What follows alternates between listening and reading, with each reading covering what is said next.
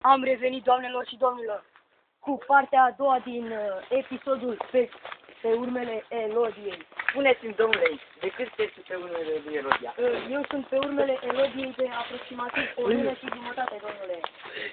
Și ați găsit indicii ceva? Da, din păcate am găsit aici niște fulgi care cred că sunt flocii Elodiei. Săraș acasă. Doamnelor și domnilor, niște caverne aici. Am descoperit niște caverne unde ar putea fi Elodia, domnilor și domnilor.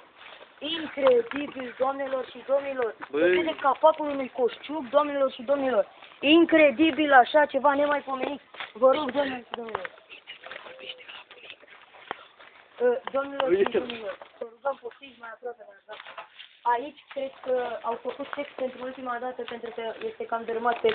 Cred că a țipat prea tare și a căzut în cuiala, doamnelor și domnilor. Acolo putem viziona un geam. Cred că au aerisit că putea prea rău a fi de moarte. Și, doamnelor și domnilor, puteți vedea aici o pungă și un ambalaj, cred că s-au luat mâncare. Prezervative. Conserve, doamnelor și domnilor, incredibil. Parcă Elodia era la serviciu. Doamnelor și domnilor, uitați, o brichetă s-a apucat de fumat, ai dracu nenorocit. Uitați, s-a șters cu șervețelul la colț. A pierdut hârtie igienică și s-a șters cu șervețelul. Incredibil. Uitați, doamnelor și domnilor. Deci aici, doamnelor și domnilor, preiau eu de aici. Uitați, doamnelor și domnilor, acolo un coșug. Mă scuzați, am dat cu capul în pânzii de pe Anson. Uitați acolo un coșug, doamnelor și domnilor, în care ar putea fi Elodia. Aici arată ca după război, probabil ca dărmacioacă.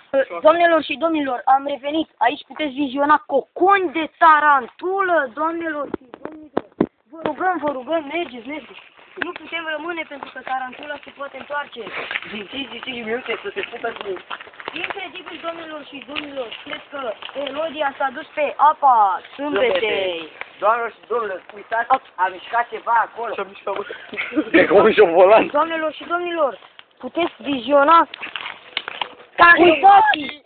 Domnilor, preiau eu. Uitați, aici apare mai mult de 2 metri, nu se vede fundul, probabil aici ar fi putut cădea Elodia în timp ce se scălda după ce făcuse o partidă de amor cu cioacă.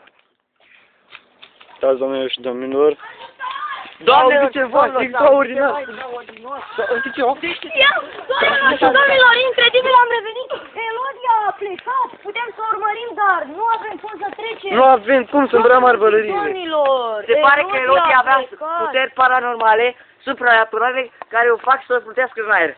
Domnilor, am revenit direct de la OTV. Doamna Elodia Dinescu, avocata care a făcut senzație, a fost prins la un pas de prindere. Puteam să o ducem la poliție sau acasă, dar nu a vrut să trăiască în continuare cu dragul ei soț, polițistul Cioacă, care va fi suspendat în următoarele 2 luni pentru omor calificat. Aștept să pur la mâncatul pe șopâr la mâncătoare de oameni, doamnelor. Salut, doamnelor și domnilor, dar am un telefon mai parașută și nu pot să prind șopârla din profil. Deci o șopârlă acolo foarte mare, se uită fix la noi decât să sară pe noi. Doamnelor și domnilor, îmi pare rău, dar trebuie să ne depărtăm, că ne e frică că sare pe noi. Păi nu ți-a fugit! A fugit șopârla, terorista dracu, de ce ai fugit, mă, nenorocită, ai omorât-o pe Elodia, nu? Bine, las că te prindem noi. Această fată poate fi identificată. Am o pată de sânge aici, doamnelor și domnilor. Sau chiar ciclul Elodiei. Domnilor, pete de sânge, uitați aici jos. Uitați, urme de sânge, domnilor și domnilor, am descoperit. Încă colegul meu mă cheamă, hai să venim repede, dar nu știu de ce s-a întâmplat.